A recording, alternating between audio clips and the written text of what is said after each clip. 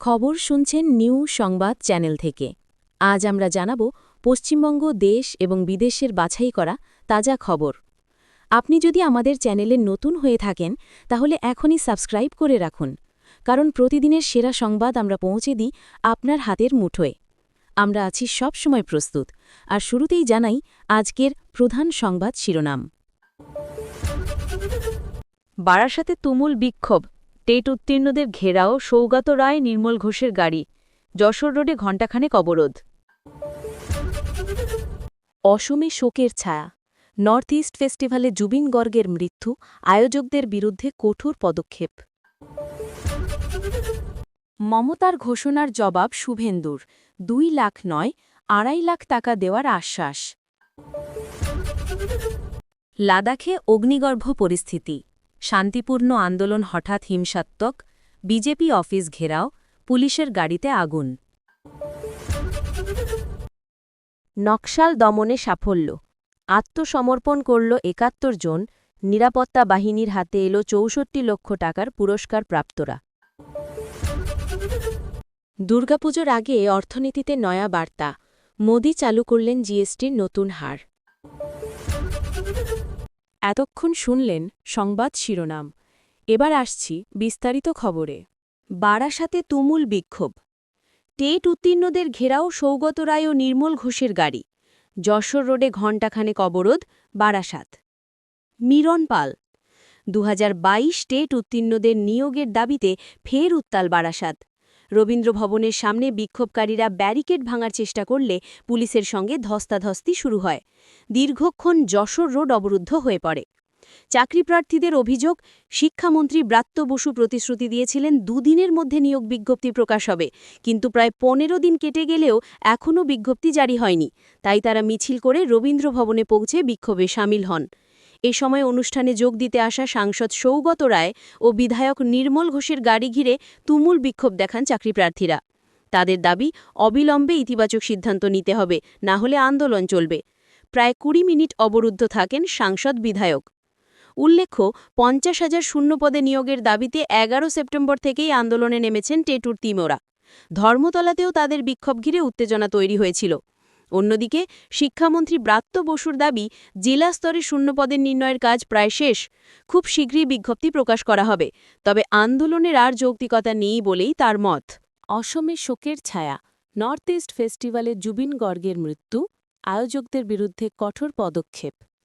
জুবিন গর্গের মৃত্যুতে আয়োজকদের বিরুদ্ধে কঠোর পদক্ষেপ, কালো তালিকাভুক্ত সংস্থা। ডিজিটাল ডেস্ক, সিঙ্গাপুরে নর্থ ইস্ট ইন্ডিয়া ফেস্টিভ্যালে যোগ দিতে গিয়ে মর্মান্তিকভাবে মৃত্যু হয়েছে গায়ক জুবিন গর্গের। অভিযোগ, অনুষ্ঠানের উদ্যোক্তাদের গাফিলতির কারণেই প্রাণ হারাতে হল অসমের প্রিয় শিল্পীকে। এই ঘটনার পর মরিগাঁও থানায় দায়ের হয় এফআইআর। এরপরই কঠোর পদক্ষেপের ঘোষণা করলেন অসমের মুখ্যমন্ত্রী হিমন্ত বিশ্ব শর্মা।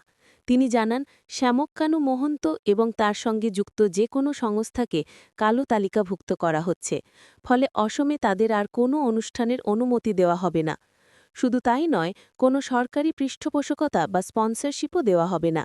এমনকি কেন্দ্রের কাছেও তিনি আর্জি জানিয়েছেন যেন সংস্থাটি কোনো রকম সাহায্য না পায়। প্রসঙ্গত, শ্যামক্কানু মোহন্ত ট্রেন্ড এমআরএস প্রাইভেট লিমিটেডের কর্ণধার। তার সংস্থা বিভিন্ন দেশে নর্থ ইস্ট ফেস্টিভ্যালের আয়োজন করে। আইনজীবী রাতুল বোরার অভিযোগ, যথাযথ পরিকাঠামো না থাকা সত্ত্বেও জুবিনকে সিঙ্গাপুরে পাঠানো হয়েছিল, আর সেই গাফিলতির ফলেই মৃত্যু হয়েছে তার। শুক্রবার স্কুবা ডাইভিং করতে গিয়ে অসুস্থ হয়ে পড়েন জুবিন। দ্রুত হাসপাতালে নিয়ে যাওয়া হলেও শেষ রক্ষা হয়নি। অসমসহ পুরো দেশ জুড়ে শোকের ছায়া নেমে এসেছে 52 বছর বয়সী এই কিংবদন্তি গায়কের মৃত্যুর ঘটনায়। মমতার ঘোষণার জবাব শুভেন্দুর, 2 লাখ নয় 2.5 লাখ টাকা দেওয়ার আশ্বাস। বিদ্যুৎ পৃষ্ঠে মৃত্যুর ক্ষতিপূরণ নিয়ে মমতা বনাম শুভেন্দু, বাড়তি ঘোষণায় চাপ বাড়ালেন বিরোধী নেতা। Desk report. কলকাতায় জমাজলে বিদ্যুৎপৃষ্ট হয়ে একাধিক মানুষের মৃত্যু ঘিরে উত্তপ্ত রাজনীতি। মুখ্যমন্ত্রী মমতা বন্দ্যোপাধ্যায় মৃতদের পরিবারকে ক্ষতিপূরণ বাবদ 2 লক্ষ টাকা দেওয়ার কথা ঘোষণা করেছেন। তবে তাঁর এই ঘোষণার পাল্টা দিলেন বিরোধী দলনেতা শুভেন্দু অধিকারী। শুভেন্দুর দাবি, এই দুর্ঘটনার জন্য দায়ী রাজ্য প্রশাসন, কলকাতা কর্পোরেশন ও পুলিশ। তিনি সরাসরি বলেন, মুখ্যমন্ত্রীর দেওয়া 2 লক্ষ টাকা নিতে বলব না, আমি নিজে মৃতদের পরিবারকে 2.5 লক্ষ টাকা করে দেব। এর আগে শুভেন্দু ১ কোটি টাকা ক্ষতিপূরণের দাবি তুলেছিলেন। এবার নিজের তরফে আর্থিক সাহায্যের ঘোষণা করে তিনি মুখ্যমন্ত্রীকে কার্যত চাপের মুখে ফেললেন। রাজনৈতিক মহলের মতে দুর্ঘটনায় ক্ষতিপূরণ নিয়ে মুখ্যমন্ত্রী ও বিরোধী নেতার এই পাল্টাপাল্টি ঘোষণাই প্রমাণ করছে দুর্ঘটনা ঘিরে রাজনৈতিক দরজা এখন চরমে। লাদাখে অগ্নিগর্ভ পরিস্থিতি। শান্তিপূর্ণ আন্দোলন হঠাৎ হিংসাত্মক হয়ে ওঠে। বিজেপি অফিস ঘেরাও, পুলিশের গাড়িতে আগুন। রাজ্যের স্বীকৃতির দাবিতে অগ্নিগর্ভ লাদাখ, পুলিশের গাড়িতে আগুন, সংঘর্ষে উত্তেজনা। Digital desk. লাদাখে পূর্ণ রাজ্যে স্বীকৃত মানুষ। শান্তিপূর্ণ আন্দোলন হঠাৎই হিংসাত্মক হয়ে ওঠে। বুধবার সকালে লে শহরে বিজেপির দপ্তরের সামনে জমায়েত করেন বিক্ষোভকারীরা। দাবি, লাদাখকে রাজ্যের মর্যাদা ফিরিয়ে দেওয়া হোক এবং ষষ্ঠ তফসিলে অন্তর্ভুক্ত করা হোক। পুলিশ মিছিল ঠেকাতে গেলে পরিস্থিতি তেতে ওঠে। কাঁদানে গ্যাস ছোড়ে পুলিশ, পাল্টা ইট বৃষ্টি শুরু হয় বিক্ষোভকারীদের তরফে। আগুন ধরিয়ে দেওয়া হয় পুলিশের একাধিক গাড়িতে। ২০১৯ সালে অনুচ্ছেদ ৩৭০ প্রত্যাহারের পর জম্মু কাশ্মীর ও লাদাখ পৃথক কেন্দ্রশাসিত অঞ্চল হিসেবে গঠিত হয়। তবে রাজ্যে স্বীকৃতি ফেরানোর প্রতিশ্রুতি এখনও কার্যকর হয়নি। সেই ক্ষোভই বিস্ফোরিত হচ্ছে লাদাখের পথে। কেন্দ্রীয় স্বরাষ্ট্রমন্ত্রক সম্প্রতি উচ্চ পর্যায়ের বৈঠকের ডাক দিলেও লাদাখি সংগঠনগুলির অভিযোগ তাদের দাবিদাওয়া কার্যত খারিজ করে দেওয়া হয়েছে। ফলে আন্দোলন আরও চরমে পৌঁছেছে, যা দিল্লির দুশ্চিন্তা বাড়াচ্ছে। নকশাল দমনে সাফল্য, আত্মসমর্পণ করল ৭১ জন। নিরাপত্তা বাহিনীর হাতে এলো ৬৪ লক্ষ টাকার পুরস্কারপ্রাপ্তরা। ছত্তিশগড়ে দান্তেওয়াড়াই জেলায় একযোগে আত্মসমর্পণ করলেন ৭১ জন নকশাল সদস্য। এদের মাথার দাম বাবদ মোট ৬৪ লক্ষ টাকা ধার্য ছিল। আত্মসমর্পণকারীদের মধ্যে রয়েছেন ২১ জন মহিলা এবং ৪ জন নাবালক নাবালিকাও। পুলিশ জানায়, লোন ভাড়াতু অর্থাৎ নিজের গ্রামে ফিরে আসো এবং পুনা মার্গেম পুনর্বাসন অভিযানের প্রভাবেই নকশালপন্থীরা মূল স্রোতে ফেরার সিদ্ধান্ত নিয়েছে। ২০২০ সাল থেকে এই অভিযানের অধীনে এখন পর্যন্ত ১১০০-র বেশি নকশাল আত্মসমর্পণ করেছে। আত্মসমর্পণকারীদের মধ্যে একাধিক শীর্ষ ক্যাডারও রয়েছে। কারণ মাথার দাম ৮ লক্ষ, কারো ৫ লক্ষ, আবার কারো ২ বা ১ লক্ষ টাকা পর্যন্ত ছিল। সম্প্রতি নারায়ণপুরে ২ শীর্ষ মাওবাদী নেতার এনকাউন্টারের পর সংগঠনের ভেতরে ভয় তৈরি হয়েছে বলেই নিরাপত্তা বাহিনী মনে করছে। তার ফলেই একসঙ্গে এতজন নকশালের আত্মসমর্পণ, যা নকশাল দমনে এক বড় সাফল্য হিসেবে দেখা হচ্ছে। দুর্গাপুজোর আগে অর্থনীতিতে নয়া বার্তা। মোদি চালু করলেন জিএসটির নতুন হার। জিএসটির নতুন হার কার্যকর। উৎসবের আগে মোদির বড় ঘোষণা।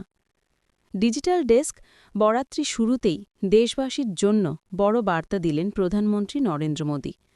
আত্মনির্ভর ভারতের পথে এগোতে নতুন হারে জিএসটি চালুর ঘোষণা করেছেন তিনি।